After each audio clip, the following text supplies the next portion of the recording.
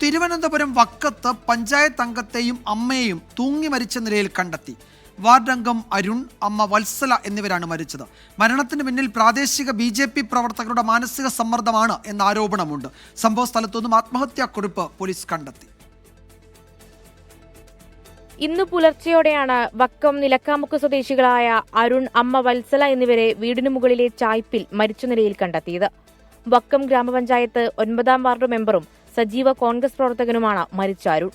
മരിക്കുന്നതിന് മുൻപ് ആത്മഹത്യാക്കുറിപ്പ് അരുൺ സുഹൃത്തുക്കൾക്ക് വാട്സപ്പിൽ അയച്ചു നൽകിയിരുന്നു. തുടർന്ന് നടത്തിയ അന്വേഷണത്തിലാണ് വീടിന്റെ മുകളിലെ നിലയിൽ അമ്മയുടെയും മകന്റെയും മൃതദേഹങ്ങൾ കണ്ടെത്തിയത്. അരുണിന്റെ പേരിൽ രജിസ്റ്റർ ചെയ്ത ജാതി അധിക്ഷേപ കേസും മോഷണക്കേസും വലിയ മാനസിക സമ്മർദ്ദമുണ്ടാക്കിയെന്നാണ് ആത്മഹത്യാക്കുറിപ്പിന്റെ ഉള്ളടക്കം. കള്ളക്കേസുകൾ മൂലം പോലീസ് ക്ലിയറൻസ് സർട്ടിഫിക്കറ്റോ പാസ്പോർട്ടോ ലഭ്യമാകുന്നില്ല. പ്രാദേശിക BJP പ്രവർത്തകരുടെ പേരും ആത്മഹത്യാക്കുറിപ്പിൽ ഉൾപ്പെടുത്തിയിട്ടുണ്ട്. അരുൺ ആത്മഹത്യാക്കുറിപ്പിൽ സൂചിപ്പിച്ചതിന് സമാന ആരോപണങ്ങൾ പ്രദേശത്തെ കോൺഗ്രസ് പ്രവർത്തകരും ഉന്നയിക്കുന്നു.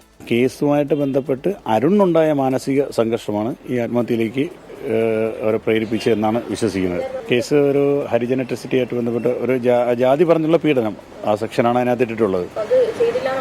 അതെ, തീർച്ചയായും അരുൺ അങ്ങനെ തന്നെയാണ് പറയുന്നത്. പിന്നെ ഏതൊരു മാല മോഷണമായിട്ട് ബന്ധപ്പെട്ടിട്ടുള്ള ഒരു കേസ്, അതും അരുൺ ചെയ്തിട്ടില്ല എന്ന് തന്നെയാണ് അരുൺ പറയുന്നത്. തീർച്ചയായിട്ടും അത് നേതൃത്വമായിട്ട് ആലോചിച്ച് വ്യക്തമായ രീതിയിൽ തന്നെ മുന്നോട്ട് പോകും. ഇരുവരുടെയും മൃതദേഹം ഇൻക്വസ്റ്റ് നടപടികൾക്ക് ശേഷം പോസ്റ്റ്മോർട്ടത്തിനായി തിരുവനന്തപുരം മെഡിക്കൽ കോളേജിലേക്ക് മാറ്റി. 24 തിരുവനന്തപുരം.